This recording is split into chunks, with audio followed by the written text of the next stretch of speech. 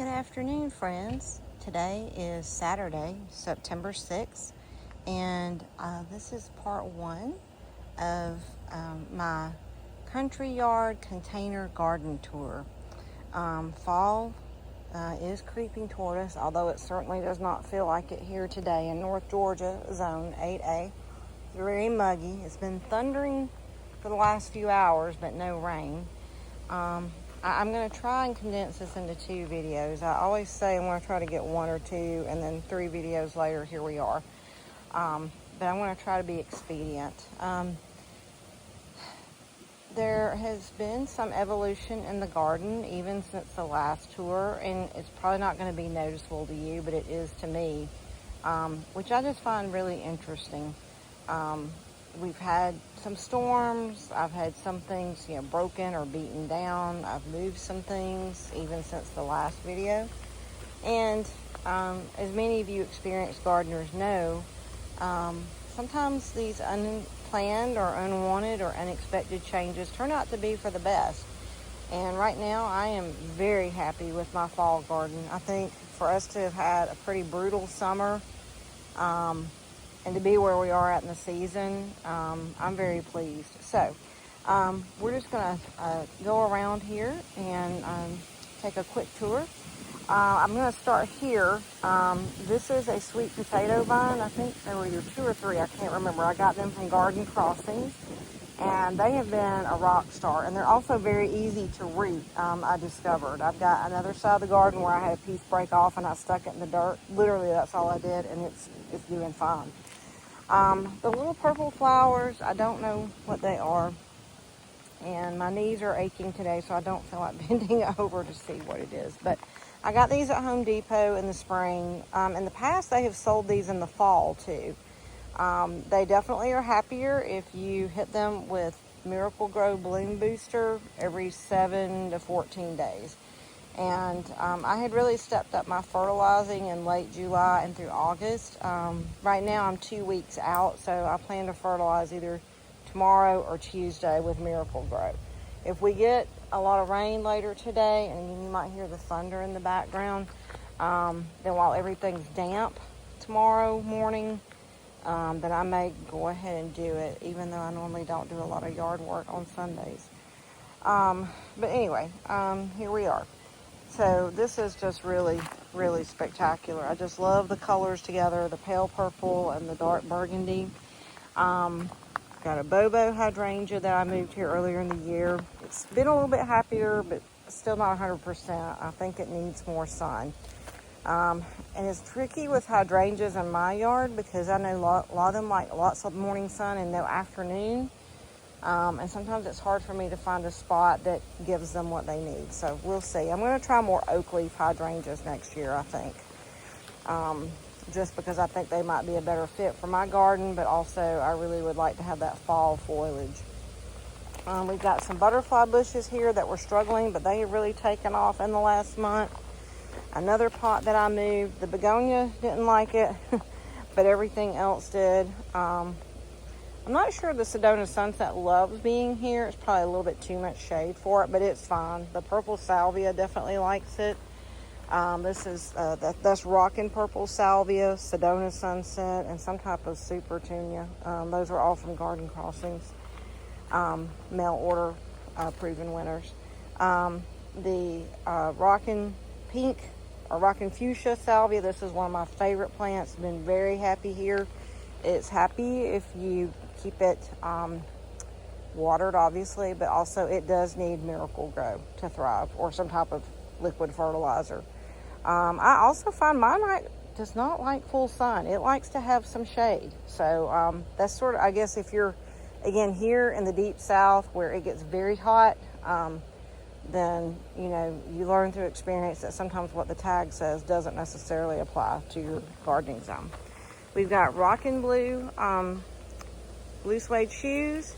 I did have some Suncredible Saturn with it, but I think I mentioned in the last video or 2, I took that out. I thought that was a beautiful flower, but it was not a good fit, I think, for my garden environment. So next year I'll do just plain Suncredibles, and I'm not sure I will even do as much as I did this year, and I'll say more about that later. moving them back here. And when I come around, you'll be able to see the little coleus. I forget what kind it is. It came from Select Seeds, as did the red-headed coleus. These are both winners. Really pretty. My Forever Goldie I got this time last year at Lowe's, and it is starting to thrive. We've got black and blue salvia. This I got it at Home Depot. It's very leggy, but the color is so vibrant and pretty. I don't care.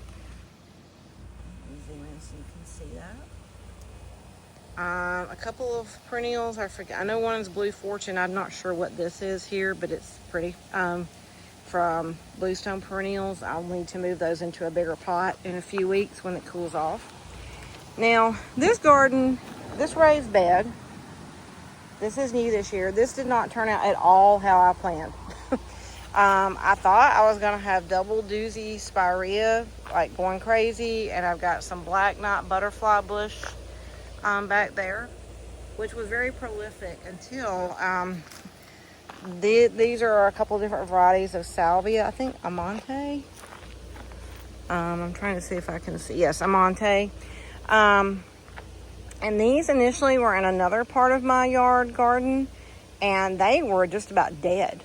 And I was just crushed because I saw somebody that's a Houston gardener grow these, and I thought they were just the most gorgeous salvia. So we moved them, I want to say in June at some point. I don't know. I really didn't think they would make it, but I just stuck them here thinking, they probably won't make it, and I'll just pull them out. Well, they've taken over the entire garden. But I'm not mad about it. I mean, look at this. I mean, she's a hottie. So I think I will try to grow this again next year, but just knowing for sure, she really does need a lot of full sun. This is one they're not kidding when they say full sun. And they likes the heat, so I think I will also try to get it a little bit later. That was the other problem. I think I planted it a little bit too early in the season here. Where I will put it, definitely in this garden for sure. I just don't know that I will put it here again. Because it's overtaken, like I said, the butterfly bush somewhat. Although the butterfly bush, you can see it's blooming just fine on the other side, but it's also kind of overshadowed my strawberry vanilla hydrangea, which was going nuts, but now it's sort of not so much. I mean, it's not dead, it's just not thriving. But again, perennials are also slow. This is the first year I've had it, so we'll see. Some more of the black and bloom salvia that I rescued from Home Depot. This is some other type of salvia, I forget. I experimented with a lot of varieties this year that I'd never grown, and this was another one. I moved from the other side of the yard and put it here thinking, we'll see if it makes it. And it has really come on in the last couple of weeks. Finally, my black and blue salvia from Burpee finally has started blooming. Again, I don't know. I've grown the black and blue on the other side of the yard, no problem. But it was not happy there this year, so I think I'll just try to put it here again. But again, look at that. And again, fortunately, it's not a perennial and it doesn't seed, but it's really pretty. This double play doozy, this actually came from Home Depot. It's done better than my two from Surfscape, but it may be just because of where I planted it. And then we have Pink Cascade 2 butterfly bush. You can see my whirling pink Gara swaying in the wind. I think the storm may actually really be coming in this time. We'll see. I will go in if it starts getting closer or louder. I think that's brandy apple. Coleus, again, Garden Crossings. I really liked it the first half of the summer. I don't know. I've discovered I do not like leggy coleus like that. I like them big and bushy. Some more of the purple flower from Home Depot. You can see that. So, we moved a lot of things in the last month or 6 weeks here, but it's turned out okay. I do have my fountain finally up and running again. You can see, this was a teeny tiny thing last year. This has really taken off. I have a couple of these. I think lemon something cypress. I forget. Sorry. I am very concerned I'm going to lose my baby blue eyes spruce. It is dropping needles like there is no tomorrow. And I thought moving it here would make it happier. I thought maybe it wasn't getting enough sun, but I think I'm probably going to lose this. But we'll see if we can save her. The blue boa, not as spectacular with the first flush, but the second flush, no complaints because the butterflies love it. We have some Mexican sage back there getting ready to bloom, although it's not been happy there. And I had it in that spot last year, so I'm not sure if maybe I just didn't get a great plant or what the deal is. My dragon's breath, this was planted from a container. It came in a container from Lowe's. And it has really, again, stepped up. Again, lots of sun, but also you do need Miracle-Gro to really get the most bang for your buck. Real quick while we're here, Crimson Queen Laura Petalum. I got these last year at Pikes. Kentucky Switchgrass, I got this a year ago from Lowe's. Mountain Fire Pieris, the white variety. Banana Peel Elysium. This is Roman Red Salvia. It smells horrible, but it is so pretty. And again, it will bloom prolifically for you, but you do need to feed it. Some salvias are pretty carefree. And this one you don't really have to deadhead, although I did do. It does like it. It will be happier for you and bloom more if you feed it. And again, that might sound like common sense to you, but some salvias don't like to be fussed over. So, some more Laura Petalum here. Some Blue Fortune I cut back. Some Autumn Fuchsia. Again, another lemon something. I forget. I don't know. But it's lovely. It struggled last year, the first year I got it at Pikes, but it's been very happy here.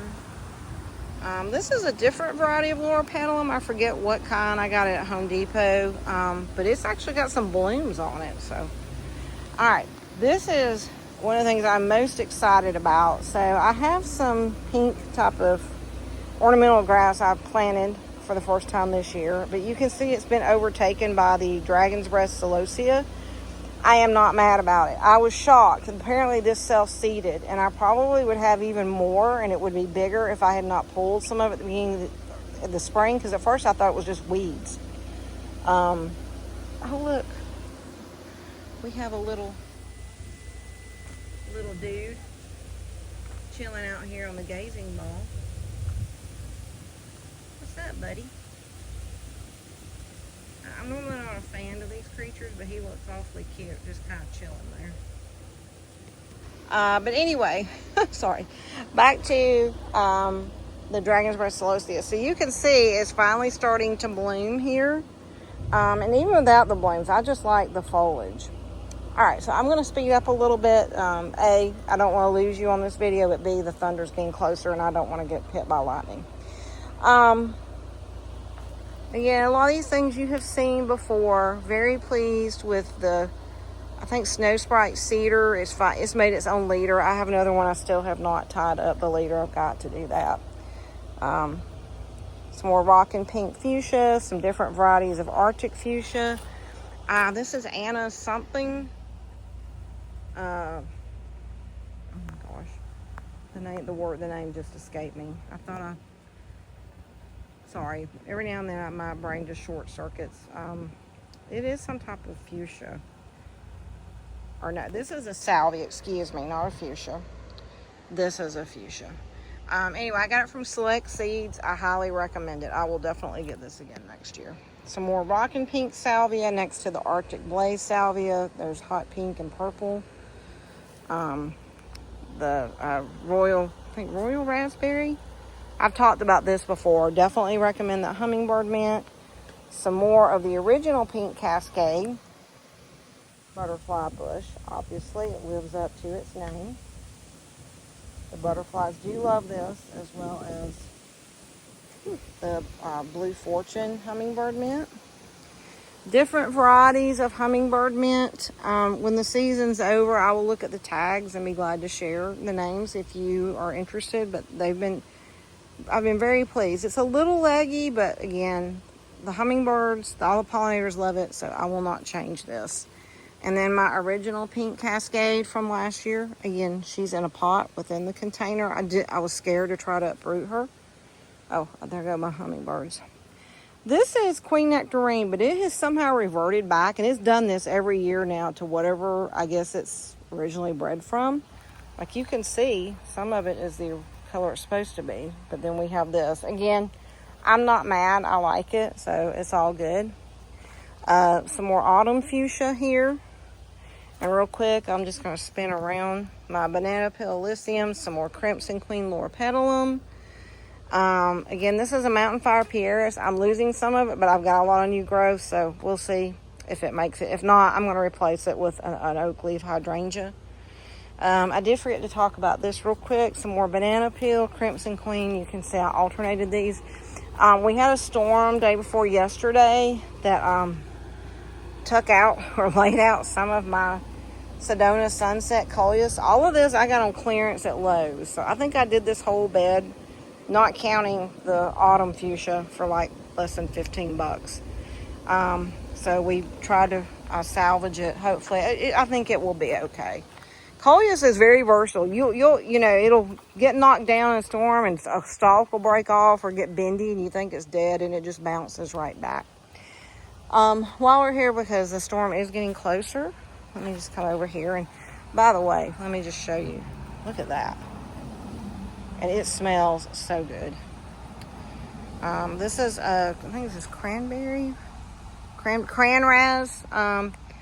Buddleia butterfly bush. Love it. Prolific bloomer. Again, this is like butterfly corner. You know from my previous videos, all this coleus got laid out. It was massive. It was like this tall, all of it. And it got laid out in a storm a few weeks ago, but it has recovered nicely. Again, I am going to do something different with this bed next year. I have ideas, but I don't know what. Rosy Posy Hummingbird Mint.